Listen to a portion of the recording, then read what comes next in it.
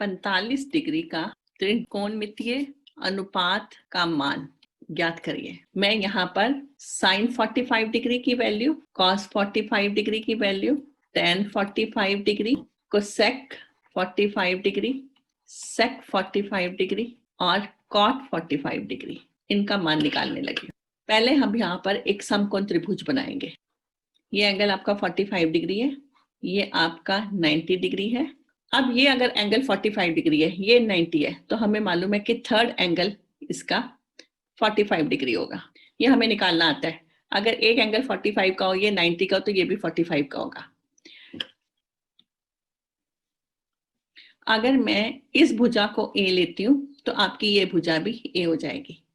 फिर से सुन लो, आपके पास ये समकोण त्रिभुज है, ये 90 डिग्री का हो गया, ये कोण हमें गिवन है 45 डिग्री का, तो आपका ये कोण 45 का हो जाएगा। तो इसके अगर ये एक समद्विबाहु त्रिभुज है तो इसका मतलब ये भुजा और ये भुजा आपस में बराबर हो जाएंगी। अगर मैं इसको ए लेती हूं तो ये भी आपकी ए हो जाएगी। अब आप इसका करण निकाल लो, C A square is equal to A B square plus B C square. इसका मतलब A square plus A square, इसका मतलब सी ए स्क्वायर हो गया आपके पास 2a स्क्वायर, तो सी ए हो जाएगा √2a, तो ये आपके पास आ गया √2a।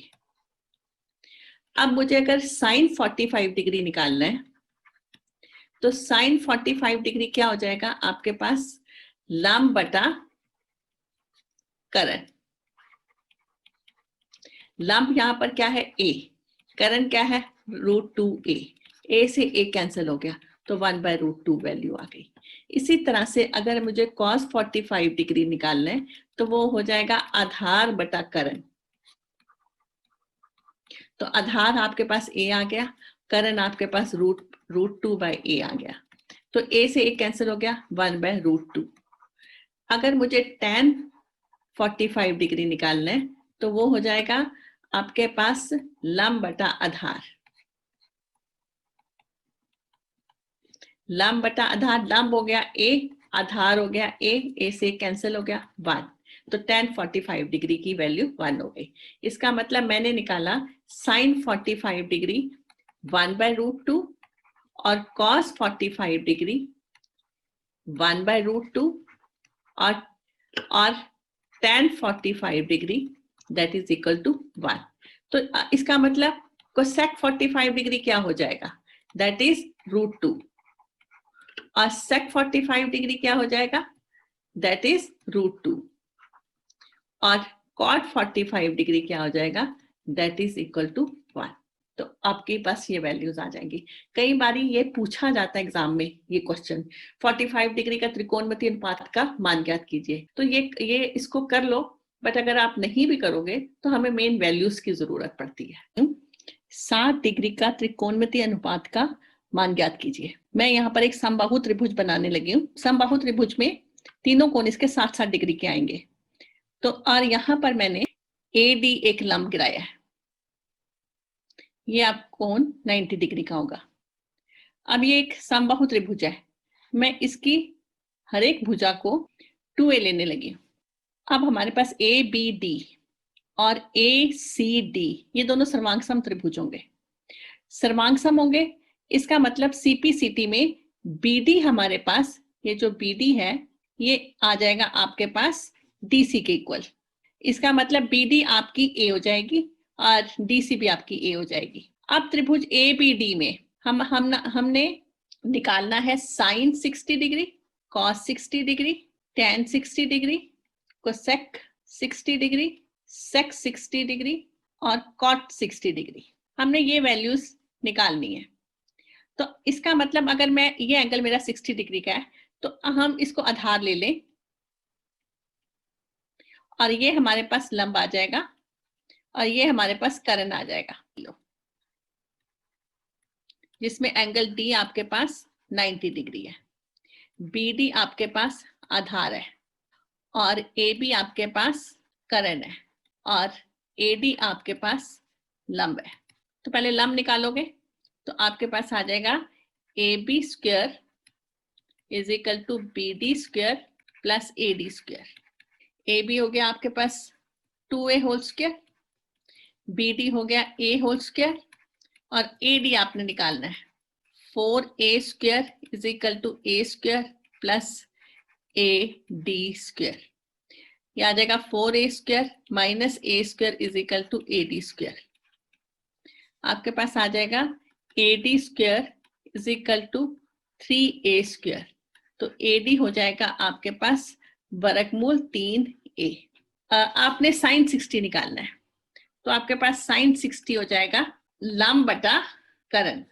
आपके पास लंब क्या है? लंब आपके पास है ए डी और करण आपके पास है ए बी। तो ए डी आपके पास है √3a और करण आपके पास है 2a। ये कट गया तो आपके पास वैल्यू आ गई √3/2। अब आप cos 60 निकालना है। cos 60 होता है आधार बटा करण। आधार आपके पास क्या है? BD। करण आपके पास है AB। तो BD की वैल्यू आपके पास है A और AB की वैल्यू है 2A। तो cos 60 हो गया 1/2। फिर निकालना है tan 60, लंब बटा आधार। लंब आपके पास है AD और आधार आपके पास है BD। AD आपके पास आ गया वर्गमूल 3a और BD आपके पास आ गया a। तो टेंजेंट 60 आ गया वर्गमूल 3। अब आपने अगर कोसेक 60 निकालना है तो आप लिख सकते हो करण बटा लंब। तो आप ये हो जाएगा 2/√3। अगर आपने सेक 60 निकालना है तो ये हो जाएगा करण बटा आधार।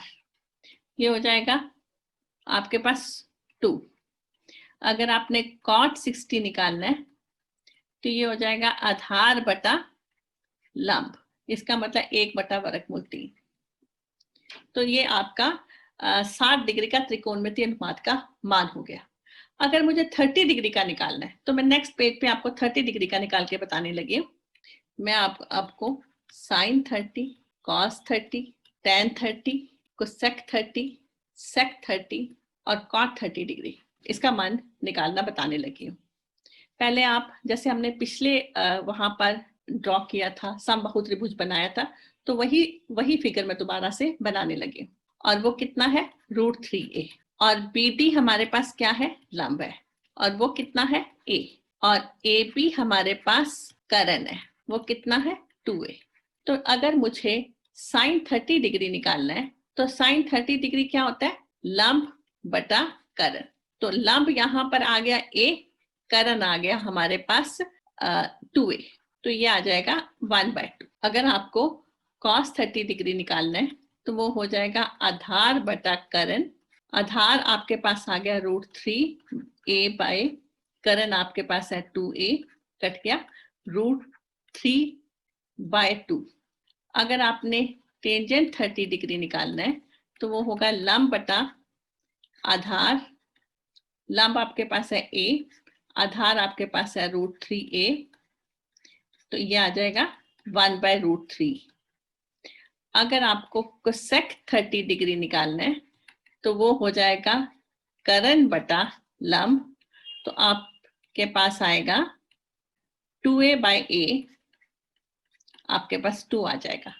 अगर आपने सेक 30 डिग्री निकालना है तो वो हो जाएगा करण बटा आधार। तो वो हो जाएगा आपके पास 2a/√3a। तो आपके पास आ जाएगा 2/√3। अगर आपको cot 30 डिग्री निकालना है तो वो हो जाएगा आधार बटा लंब।